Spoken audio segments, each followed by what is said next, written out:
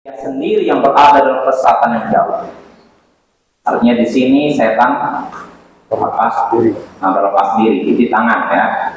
Dia nggak merasa bersalah, dia sendiri yang salah. Ngapain? Kenapa dia mau memenuhi ajakanku untuk kafir?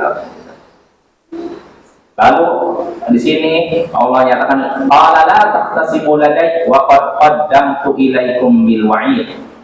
Maka Allah pun berfirman, jangan kalian bertengkar di hadapanku.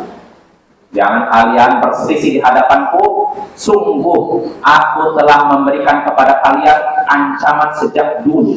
Sejak dulu di dunia ya. Jangan bertengkar di hadapanku, jangan berdebat di hadapanku. Maksudnya di sini kata Imam Al-Muhalli ma yanfa'ul khisam. Huna, tidak ada manfaatnya berdebat di sini. Di mana? Di akhirat. Ya, nggak ada gunanya mau berdebat. Ya ini gara-gara dia. Ya Allah, setan ini menyesatkanku. Setan menyatakan, enggak salah saya, dia sendiri yang mau memenuhi ajakanku. Mau debat sepanjang apapun nggak ada gunanya. Karena mereka akan dicampakkan ke neraka jahanam. Baik setannya maupun yang manusianya. Itu nggak ada gunanya. Allah katakan, wa qad qaddamtu ilaikum bil wa'id. Sungguh aku sudah menyampaikan kepada kalian ancaman. Sudah menyampaikan kepada kalian dulu, yaitu di dunia, ancaman akhirat. Bil adzabi fil akhirah law lam tu'minu. Aku sudah memberikan ancaman ketika di dunia kepada kalian, yaitu ancaman berupa siksa di akhirat kalau kalian tidak mau beriman, ya. Walabud dan itu dan itu pasti terjadi. Apa yang Allah ancamkan pasti terjadi, ya, mesti terjadi. Dan Allah di sini menguatkan ma yubaddal qaulu ladai wa ma ana bidzallamin lil abid. Perkataanku tidak akan diubah tentang hal tersebut. Fi dzalik. Perkataanku tidak akan berubah tentang hal tersebut. Maksudnya keputusanku bahwasanya kamu, setan dan yang disesatkan akan neraka ini akan berubah. Kalian semua akan neraka, tidak akan berubah. Wa ma ana bidzallamin lil abid, dan aku sekali-kali tidak bersikap zalim, menzalimi hamba-hambaku. Allah tidak bersikap zalim kepada hamba-hambanya. Maksudnya apa? Fa'u'adzibahum bighairi jurmin. Maksudnya aku tidak mungkin menyiksa mereka tanpa ada dosa. Nah ini kaidah yang perlu kita ingat baik-baik. Allah tidak mungkin menyiksa kita tanpa dosa. Kalau Allah menyiksa hamba berarti ada dosanya, ya. Allah tidak mungkin menyiksa hambanya tanpa dosa. Ya, di sini bolam artinya dia zulm. Aku bukanlah yang memiliki kezaliman. Sebagaimana dalam firman Allah Ta'ala dalam ayat lain, surat Ghafir ayat 17, la zulmal yaum, tidak ada kezaliman pada hari ini. Pada hari apa? Kiamat. Artinya semua akan dibalas, ya. Keputusan Allah tidak akan berubah. Nah, ini kata Syekh Abdul Karim Al-Qudair, maksudnya keputusan terhadap orang-orang kafir. Orang kafir sudah Allah ancamkan, kalau mati dalam keadaan kafir akan di neraka. Berubah nggak nanti? Oh, suatu saat nanti ada orang kafir, ya Allah, saya kan dulu gara-gara setan ini saya tersesat. Akhirnya Allah katakan, ya udah kamu masuk surga. Bisa berubah? Tidak akan berubah. Ya, ancaman yang diberikan kepada orang kafir tidak akan berubah. Karena Allah kan tadi menyebutkan, jangan kalian berdebat di hadapanku, karena aku dulu pernah memberikan ancaman kepada kalian, kepada orang kafir. Nah, ancaman ini Allah katakan ma yubaddalu qaulu ladai, tidak akan berubah keputusan tersebut. Ancaman tersebut tidak akan berubah. Nah, ini Bapak, ancaman kepada orang kafir tidak akan berubah. Artinya kalau orang kafir diancam masuk neraka nanti. Kalau mereka mati dalam keadaan kafir. Tapi kalau ancaman kepada orang beriman, apakah pasti diwujudkan? Kalau ancaman kepada orang kafir pasti diwujudkan. Tapi kalau ancaman kepada orang beriman tidak mesti diwujudkan. Contohnya, kita sering mendengar hadis la yadkhul jannata qattat. tidak akan masuk surga orang yang suka mengadu domba. Lalu la yadkhul jannata qati', tidak akan masuk surga orang yang memutus silaturahim. Ya kan? Kalau tidak masuk surga artinya masuk apa? Neraka. Ini ancaman. Namun ancaman ini apakah pasti Allah wujudkan? Pasti nggak? Tidak, nggak mesti. Bisa jadi iya orang yang memutus silaturahim langsung campakkan ke neraka, dan bisa jadi Allah ampuni. Ya, tergantung kehendak Allah. Karena ini dosa selain syirik, Bapak. Ya, beda halnya dengan syirik. Kalau syirik, dosa kekafiran, syirik kan sudah dalam kafir, kan mati dalam keadaan kafir, melakukan kekafiran, kesyirikan, kemusyrikan. Kalau dosa syirik dan dosa kekafiran, mati dalam keadaan belum bertobat, langsung Allah ancam neraka, nggak akan berubah. Tapi kalau selain syirik, selain kekafiran, durhaka kepada orang tua, memutus silaturahim, mengadu domba, nah ini tergantung kehendak Allah. Jelas? Ini karena kalau diberlakukan kepada orang beriman, adapun kepada orang kafir, ya tadi ancaman terhadap kekafiran pasti terwujud, pasti terjadi, Bapak ya. Nah, yang seperti ini harusnya mendorong kita untuk jangan putus asa dari rahmat Allah dan ampunan Allah. Kita pernah terjatuh dalam dosa. Ya dosa apapun, ya ketika sudah mendengar penjelasan ini, ya Allah berarti masih ada peluang untuk saya diampuni oleh Allah, maka segeralah bertobat. Segeralah bertobat, mudah-mudahan Allah ampuni kita. Jangan kita karena udah belajar akidah Ahlussunnah, pelaku dosa besar selain syirik, kalau mati dalam keadaan belum bertobat, di bawah kehendak Allah, bisa jadi diampuni langsung masuk surga, dan bisa jadi disiksa dulu di neraka lalu masuk surga. Oh, kalau kayak gitu udah nggak apa-apa lah, saya nggak usah tobat lah. Karena ini kan selain syirik, nanti bisa jadi Allah ampuni saya, bisa jadi mau begitu. Jangan ya, konyol lah kayak gitu.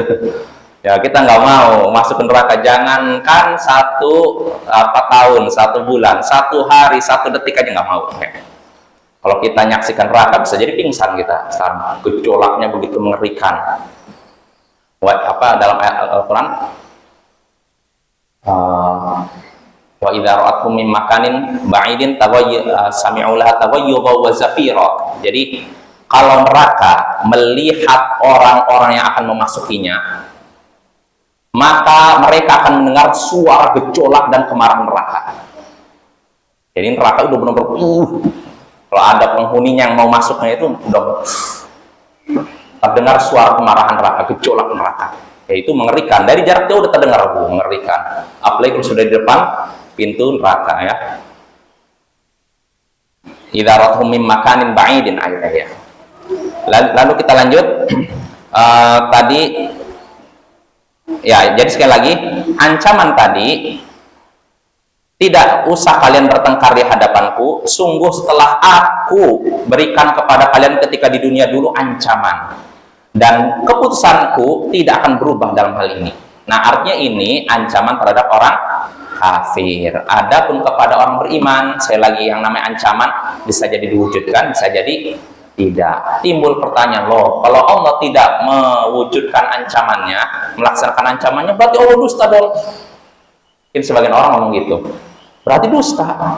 Kan Allah itu, Allah katakan innallaha la yukhliful mi'ad. Sesungguhnya Allah tidak mungkin menyalahi janji. Pasti menepati janji. Nah, kalau Allah sudah menyatakan lewat lisan nabinya, orang yang mutus silaturahim tidak akan masuk surga, berarti orang ini pasti tidak masuk surga. Kalau Allah menyatakan orang yang adu domba tidak akan masuk surga, berarti orang ini pasti tidak masuk surga. Pasti. Karena kalau tidak pasti masuk surga, berarti Allah bohong. Bagaimana nih? Benarkah seperti itu? Benar tidak? Karena ada yang menyatakan demikian, maka kita katakan menepati janji beda dengan menepati ancaman. Ini Ahlussunnah seperti ini Bapak ya. Kita jangan seperti Khawarij atau Mu'tazilah yang menyatakan apapun yang Allah janjikan dan Allah ancamkan pasti terjadi, pasti Allah tepati. Enggak. Kalau perlu bedakan antara janji dengan ancaman. Kalau masalah janji, Allah pasti tepati. Janji itu artinya gini, Allah menjanjikan orang yang beriman dan beramal soleh hidup bahagia. Pasti Allah tepati tidak? Pasti. Allah katakan tidak akan masuk yang memasuki surga itu, Allah nyatakan misalnya gini apa dalam Al-Qur'an, udkhul jannata bima sabartum, salamun alaikum bima sabartum. Allah menyebutkan bahwa nanti para malaikat itu akan menyambut para penghuni surga, keselamatan untuk kalian karena kesabaran kalian. Artinya orang sabar bisa masuk surga. Nah, ini pasti terjadi tidak? Pasti, ya. Allah tepati, nggak mungkin bohong. Tapi kalau ancaman belum tentu ditepati. Bisa jadi tepati, bisa jadi tidak. Dan itu tidak dianggap kebohongan. Kalau saya berjanji kepada anak saya, kepada siapapun, nanti saya beri kamu hadiah kalau kamu gini, tidak saya tepati, tercela saya. Bohong. Jatuhlah kehormatan saya. Ini kalau berjanji kebaikannya. Tapi kalau ancaman, saya mengancam anak saya, awas ya, kamu kalau bolos lagi saya pukul kaki kamu. Ternyata di kemudian hari dia bolos lagi, enggak saya pukul. Tercela tidak? Enggak. Itu tandanya sayang, saya tidak laksanakan ancaman saya. Sesekali ya, bukan terus menerus. Karena kalau terus menerus, kalau kamu bolos saya akan pukul kaki kamu. Bolos lagi nggak pukul. Berikutnya dia bolos lagi, enggak saya pukul. Ini tercela. Tapi kalau kadang-kadang ancaman saya tidak ditepati, ini justru menunjukkan sifat mulia pada diri saya. Nah, begitu pula Allah Subhanahu wa taala.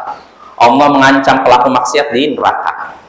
Nah, ancaman ini bisa jadi Allah wujudkan, bisa jadi tidak. Nah, ketika Allah tidak mewujudkan ancaman ini, pelaku maksiat masuk neraka, ini menunjukkan kemuliaan Allah, bukan menunjukkan Allah itu pembohong, Bapak ya. Bedakan antara janji dan ancaman. Ini keyakinan Ahlus Sunnah wal Jamaah. Sedangkan Mu'tazilah nggak seperti itu. Pokoknya janji dan ancaman Allah pasti dia tepati. Ketika Allah, termasuk Khawarij ya, ketika Allah menyatakan orang yang memutus silaturahim tidak masuk surga, maka Allah pasti tidak akan masukkan dia ke surga. Kalau tidak masuk ke surga berarti masuk neraka. Makanya orang Khawarij, kalau misalkan ada orang maksiat nih, orang mutus silaturahim, mati, belum tobat, pasti masuk neraka. Tunjuk hidung. Begitu juga Mu'tazilah. Nah, Ahlus Sunnah nggak seperti itu. Ya sekali lagi, dosa selain syirik di bawah kehendak Allah.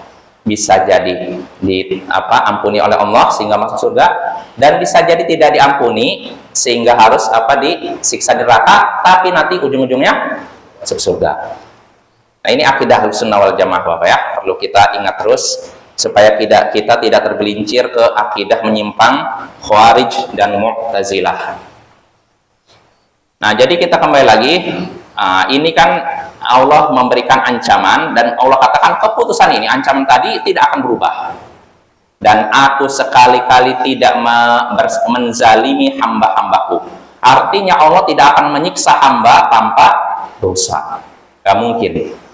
Dan ini juga dalil Ahlus Sunnah wal Jamaah yang menyatakan bahwasanya Allah tidak mungkin menyiksa hamba tanpa kesalahan apa-apa, baik berdasarkan syariat maupun akal. Ya, ini berdasarkan syariat maupun akal. Sedangkan Asy'ariyah, Maturidiyah berpendapat kalau secara syariat iya, Allah tidak mungkin menyiksa hamba tanpa dosa. Tapi kalau secara akal ya mungkin saja.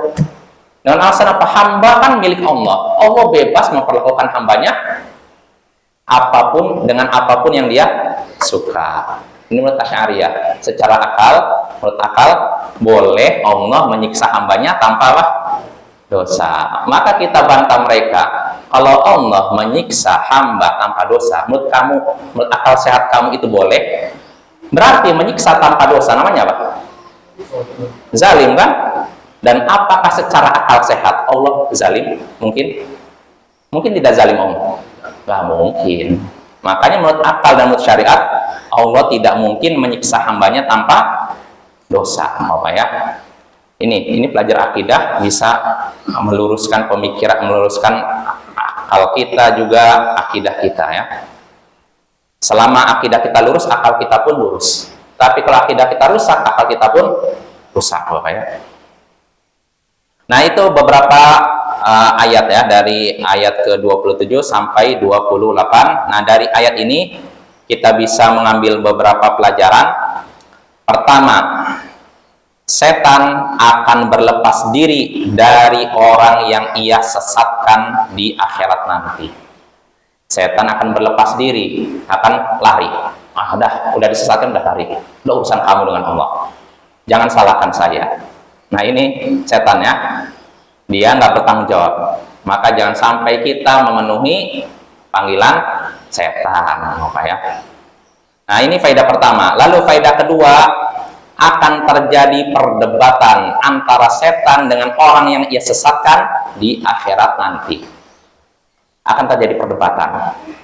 Makanya Allah sebut ini, la tahtasimu ladai, jangan kalian berdebat di hadapanku, jangan bertengkar di hadapanku. Nah, artinya akan ada perdebatan. Bukan cuma antara setan dengan orang yang sesatkan. Pengikut dengan pemimpin kesesatan nanti pun akan saling bertengkar. Gara-gara kamu sih saya jadi masuk neraka. Akhirnya apa kata pemimpinnya? Salah kamu sendiri, kenapa mau mengikuti perintahku? Salah kamu sendiri, kenapa kamu mau mengikuti perkataanku? Nah, ini saling menyalahkan. Makanya Bapak di sini kita bisa mengambil pelajaran tercelanya taklid, fanatik buta. Kita ngikuti seorang tanpa berpikir ini pendapatnya ada tidak dalilnya atau tidak, nggak dipikirkan. Yang penting ikuti ini, pasti benar, nggak mungkin salah. Hati-hati nih. Kalau kita ngikuti orang nih seperti itu, lalu orang yang ngajarkan salah kita ikuti, maka kita nggak bisa selamat dari siksa. Dengan alasannya Allah, saya bisa melakukan kesalahan ini gara-gara ngikutin ini, nggak bisa. Nanti apa? Tetap kita akan dicampakkan ke neraka. Ya, makanya jangan taklid ya, jauhi taklid. Taklid itu mengikuti, kata Imam Syirazi ya. Beliau menyatakan ittiba'u man laysa bihujjah bi ghairi hujjah. Taklid itu mengikuti orang yang bukan hujjah tanpa hujjah. Mengikuti orang yang bukanlah dalil tanpa dalil. Mengikuti orang yang bukanlah dalil tanpa dalil. Mengikuti orang yang bukan dalil, yang tidak bisa menjadi dalil. Maksudnya siapa? Selain Nabi. Kalau Nabi, kita ngikuti Nabi, nggak perlu nanya dalil. Jadi nggak, para sahabat nggak bertanya, Rasulullah bilang, kalian sholat seperti ini. Oh Rasul, dalilnya apa? Ada? Nggak ada. Karena Rasulullah sendiri dalil. Ya. Jadi nggak perlu ditanya dalilnya. Yang namanya taklid itu mengikuti orang yang bukan dalil, artinya selain Nabi, tanpa dalil. Saya ngikutin ustadz ini. Kenapa? Ya pokoknya ikutin aja. Nggak tahu itu dalilnya apa, sandarannya apa, nggak. Ikutin aja. Karena dia itu orang soleh, nggak tahu dalilnya apa. Nah, ini namanya taklid. Dan yang seperti ini tercela. Jadi jangan kita modelnya ikut-ikutan, ikut arus. Ya, orang ke kanan, kita kanan, kiri ke kiri. Nggak. Kita ngikuti orang berdasarkan dalil. Kalau misalkan ustadz ini berpendapat A, kita lihat sandarannya apa, landasannya apa, dalilnya apa. Kalau ada landasannya, kita dengarkan, kita pahami, lalu oh udah cocok, nggak masalah. Kalaupun ternyata nanti pendapat ustadz ini salah, ini maaf, ya. Kalau memang seperti itu, kita udah berusaha memahami nih. Nggak seperti maaf seperti sapi yang kalau diarahkan ke kanan, kanan, kiri, kiri, nggak seperti itu. Kita berpikir dulu. Karena Allah memberikan kita akal untuk apa? Berpikir, bukan untuk taklid, bukan untuk membebek, mengekor, enggak. Untuk berpikir, Ustaz ini ngomong gini, apa landasannya, apa dalilnya? Kalau misalkan, oh landasannya dalilnya ayat ini, hadis ini, ikuti, nggak masalah. Jelas ya? Tapi kalau saya ikut Ustaz ini, kenapa? Ya pokoknya kan dia orangnya soleh, beralim. Terus apa dalil? Nggak usah bicara dalil lah. Dia sendiri sudah jadi dalil. Nah, ini bahaya sekali nih. Berarti udah menempatkan orang seperti apa? Nabi. Nggak boleh Bapak ya. Nggak boleh kita menjadikan seorang seperti Nabi dengan menyatakan perbuatannya, perkataannya adalah dalil. Nggak. Karena apa? Selain Nabi, sehebat apapun ilmunya, pasti satu saat akan terjatuh dalam kesalahan. Nggak ada yang terbebas dari kesalahan. Termasuk sahabat Nabi. Sahabat Nabi, Abu Bakar, Umar, Utsman, Ali, mereka semua pernah terjatuh dalam kesalahan.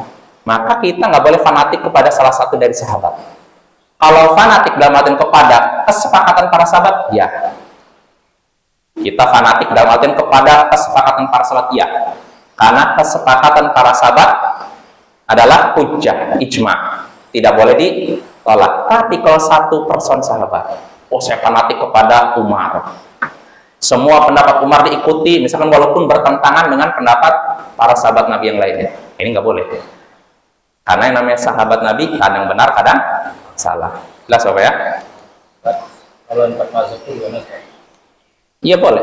Maksudnya apa? Mengikuti 4 mazhab. Ya boleh-boleh saja. Boleh-boleh saja. Selama tidak fanatik.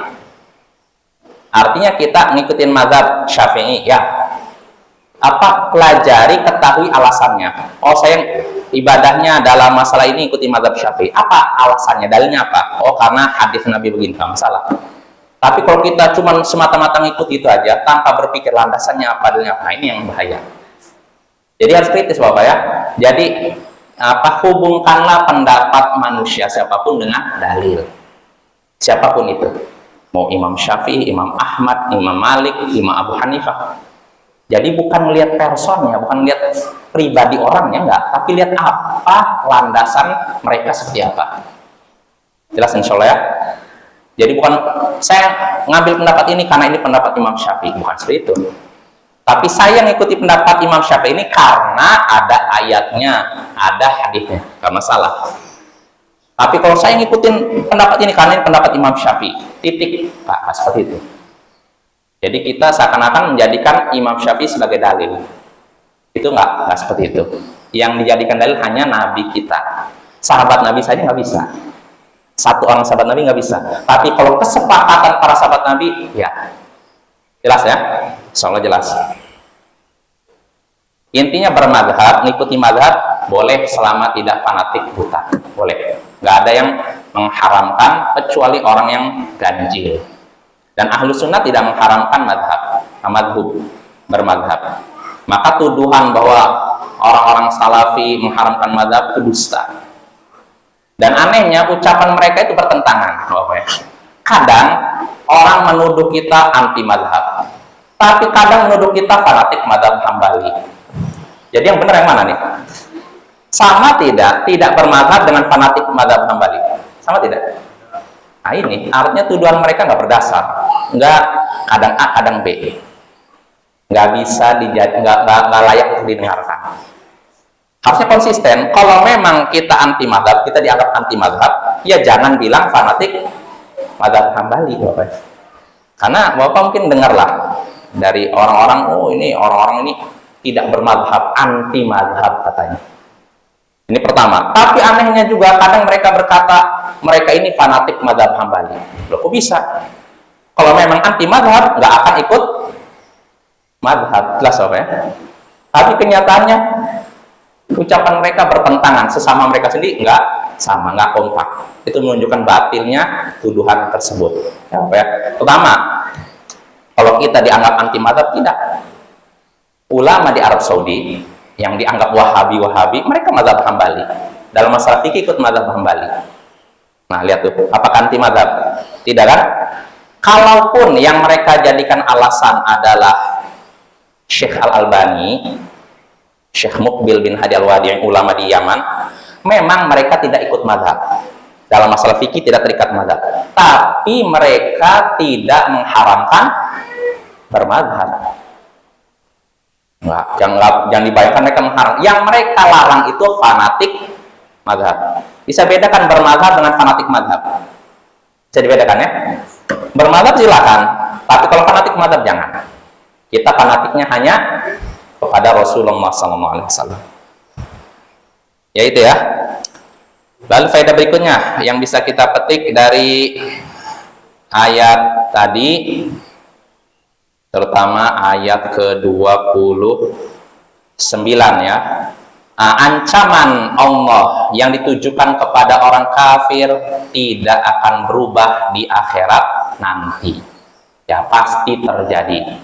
Orang yang mati dalam keadaan kafir pasti masuk neraka. Tidak akan berubah ketika di akhirat nanti jadi masuk surga. Ya soleh apapun orang kafir itu dalam tanda kutip. Soleh itu maksudnya apa? Katanya suka bantu orang miskin, suka memberikan bantuan kemanusiaan, mengasihi orang yang lemah, sampai ke pedalaman Afrika, bercampur dengan orang. Kan ada yang begitu kan? Ya, kalau dia mati dalam keadaan kafir, dia sudah neraka. Tidak akan berubah di akhirat nanti jadi masuk surga. Ya. Lalu terakhir, faedah terakhir yang bisa kita petik dari ayat ini, pertama ayat ke-29, di antara sifat yang mustahil Allah miliki yaitu zalim, aniaya. Allah tidak mungkin punya sifat zalim. Kalau tidak punya sifat zalim berarti lawannya apa? Adil. Apapun yang Allah tetapkan pada diri kita pasti adil. Baik ketika di dunia maupun di akhirat. Baik keputusannya terkait kehidupan kita alam semesta maupun terkait dengan syariatnya. Ya contohnya Bapak, terkait dengan kisos. Dalam Islam, kalau ada orang yang membunuh muslim lain dengan sengaja, maka keluarga korban bisa mengambil 3 pilihan. Pertama, kisos, dibunuh lagi si pembunuhnya, atau mengambil dia, denda, ya, dalam jumlah tertentu, atau memaafkannya tanpa mengambil dia, benar-benar memaafkannya tanpa konsekuensi apapun. Nah, ini hukum Allah. Nah, ketika Allah memutuskan adanya kisos, ini keputusannya adil. Karena kalau tanpa ada kisos, ya kita bisa lihat sendiri di negara kita. Nyawa seperti murah. Orang mutilasi hukumannya misalkan cuma 10 tahun penjara. Ya kan? Orang udah jelas-jelas membunuh berencana, kadang masih awalnya penjara seumur hidup. Lama-kelamaan berkurang jadi 20 tahun. Berkurang lagi 10 tahun. Setelah itu bebas. Ya kan? Nah, ini hukum manusia lemah, gak adil. Tapi kalau hukum Allah pasti adil. Kalau dipraktekkan hukum Allah, negara kita makmur.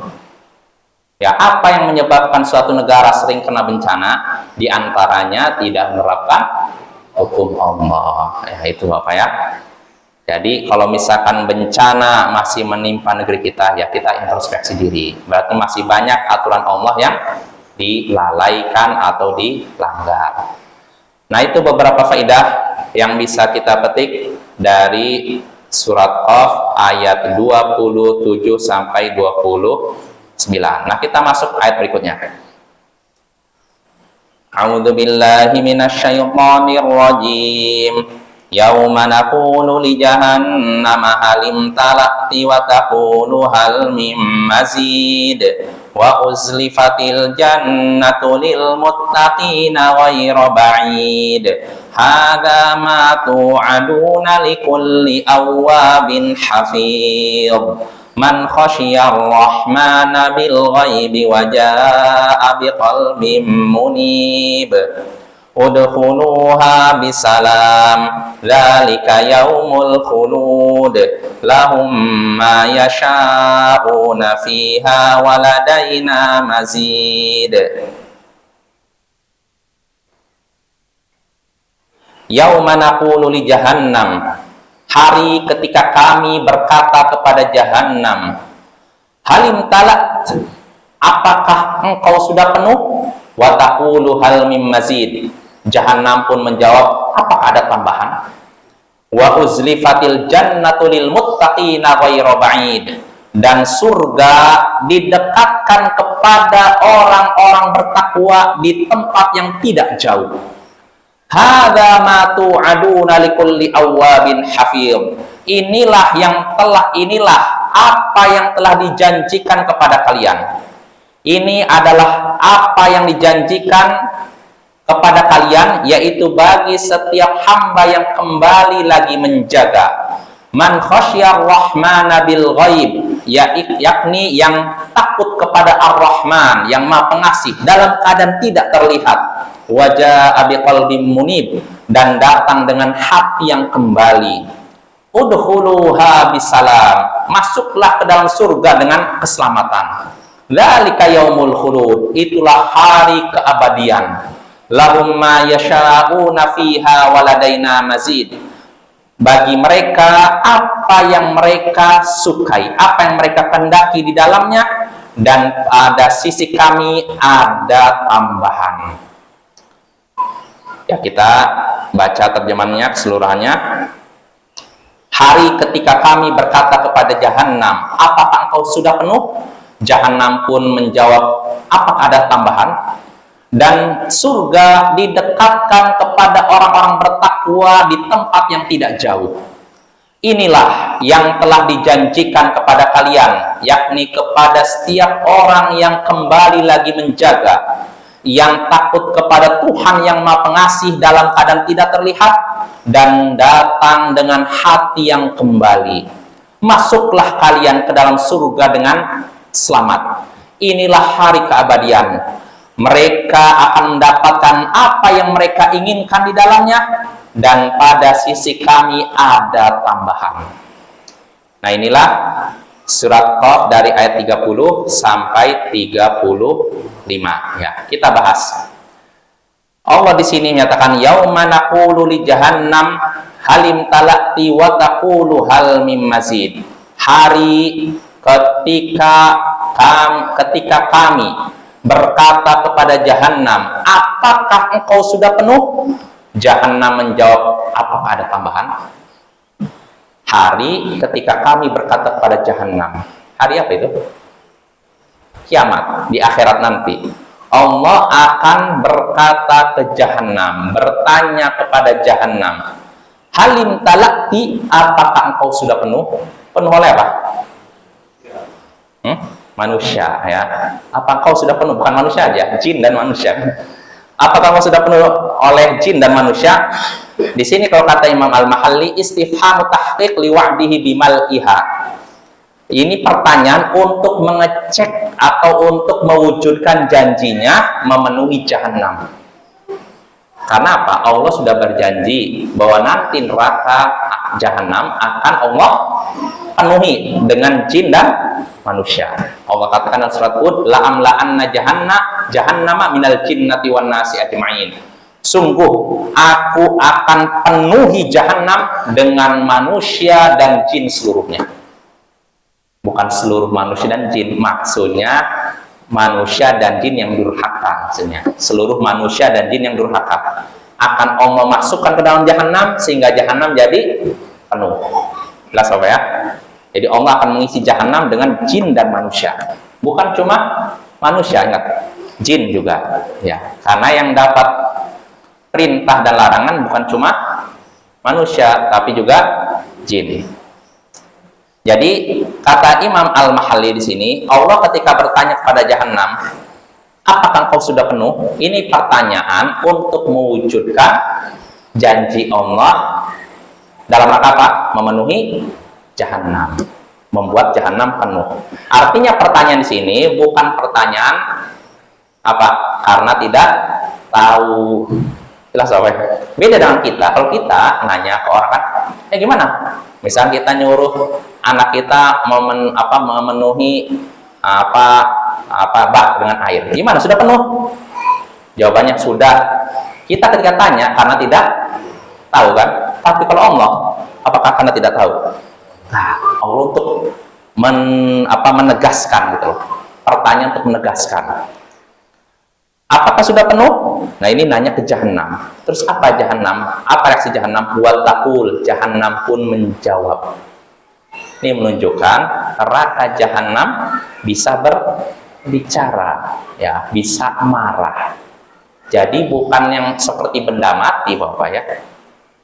Seperti benda mati yang tidak bisa. Jahannam bisa berbicara. Buktinya Allah nanya, apakah sudah penuh kamu? Apa jawaban Jahannam? Hal mim mazid, apakah ada tambahan lagi? Nah, ini di suratul istifham seperti di ini Jahannam di sini kalau pendapat Imam Al-Mahalli Bapak ya. Jahannam berkata tapi bentuknya seperti pertanyaan, kasual. Maksudnya apa? Apakah apakah ada tambahan? Maksudnya la asal ghairu mamtalatu bih. Aku tidak muat kecuali apa yang dengannya aku penuh. Aku tidak bisa memenuhi kecuali yang dengannya aku terpenuhi. Maksudnya apa? Ai qadim talaktu, aku sudah penuh maksudnya. Jadi penafsiran Imam Al-Mahalli ketika Allah bertanya, kamu sudah penuh? Jawabannya apa tadi? Apakah ada tambahan? Maksud sudah ada tambahan itu artinya aku sudah penuh, bukan nanya. Jadi jahanam, neraka bukannya tanya, tapi memberi tahu bahwa aku sudah penuh. Jelas ya? Karena Allah kan tadi tanya, apa kamu sudah penuh? Jahanam jawabnya apa? Apakah ada tambahan? Maksud apakah ada tambahan ini bukan bertanya, tapi untuk menegaskan bahwa aku sudah penuh. Ini pendapat Imam Al-Mahalli dan pendapat sebagian mufassirin, sebagian ahli tafsir. Namun pendapat ahli tafsir lainnya tidak seperti itu. Seperti apa pendapat mereka? Insya Allah akan kita bahas pada pertemuan berikutnya. Wassallallahu ala nabiyyina Muhammadin wa ala alihi wa sahbihi ajma'in. Wa akhiru da'wana anil hamdulillahi rabbil alamin. Assalamualaikum warahmatullahi wabarakatuh.